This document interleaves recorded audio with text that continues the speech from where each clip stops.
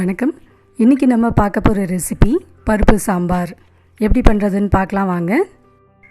ஒரு குக்கரில் நான் ஒரு அழாக்கு தூரம் பருப்பை ஒரு தடவை கழுவிட்டு 2 கிளாஸ் தண்ணீர் சேர்த்து இது கூட ஒரு மீடியம் சைஸ் வெங்காயம், மீடியம் சைஸ் பழுத்த தக்காளி, 4 பச்சை மிளகாய், 2 பல் பூண்டு, கொஞ்சமாக மஞ்சத்தூள், பெருங்காயத்தூள், 1 ஸ்பூன் எண்ணெய், 1/2 ஸ்பூன் குழம்பு மிளகாய் தூள், இது எல்லாத்தையும் ஒன்றா சேர்த்து இப்போ பருப்பை வேக வச்சு எடுத்துக்கலாம்.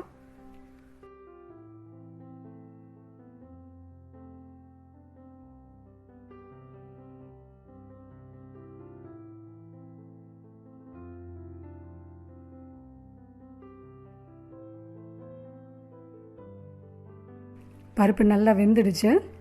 இது கூட தேவையான அளவு உப்பு சேர்த்து நம்ம கடைஞ்சி எடுத்துக்கலாம்.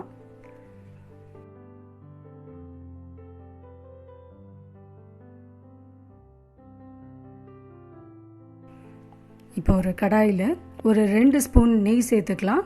இது நெய் விட்டு தாளித்தோன்னா ரொம்பவே டேஸ்டியாக இருக்கும். சப்போஸ் உங்களுக்கு நெய் வாசனை பிடிக்காதுன்னா 1 ஸ்பூன் நெய், 1 ஸ்பூன் எண்ணெய் அது மாதிரி கலந்து கூட சேர்த்துக்கலாம். நீங்கள் நெய் சூடான பிறகு கடுகு, சீரகம், உளுத்தம்பருப்பு போட்டு தாளிச்சிட்டு ஒரு 2 பத்தை தேங்காய் பத்தையை நான் இது மாதிரி நைஸாக திருவி எடுத்துருக்கேன். அதையும் இது கூட சேர்த்துப்போம்.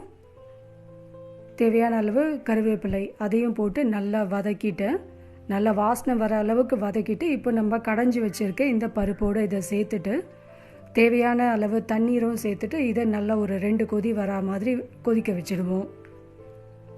கொஞ்சமாக நறுக்கின கொத்தமல்லியும் இது கூட சேர்த்துக்கலாம். இப்போது நம்மளோட டேஸ்டியான சாம்பார் ரெடி ஆகிடுச்சு. வாசனை பார்த்திங்கன்னா ரொம்பவே கமகமன்னு இருக்குது. இட்லி, தோசை, ஒயிட் ரைஸ் எல்லாத்துக்குமே இந்த சாம்பார் ரொம்பவே நல்லாயிருக்கும். கண்டிப்பாக இந்த ரெசிபியை ட்ரை பண்ணி பாருங்கள். ட்ரை பண்ணி பார்த்துட்டு உங்களோட கமெண்ட்ஸை நம்ம கூட ஷேர் பண்ணுங்கள். இந்த வீடியோ பிடிச்சிருந்ததுன்னா கண்டிப்பாக லைக் பண்ணுங்கள், கமெண்ட் பண்ணுங்கள். நம்மளோட சேனலை மறக்காமல் சப்ஸ்கிரைப் பண்ணி வச்சுக்கோங்க. தேங்க்யூ.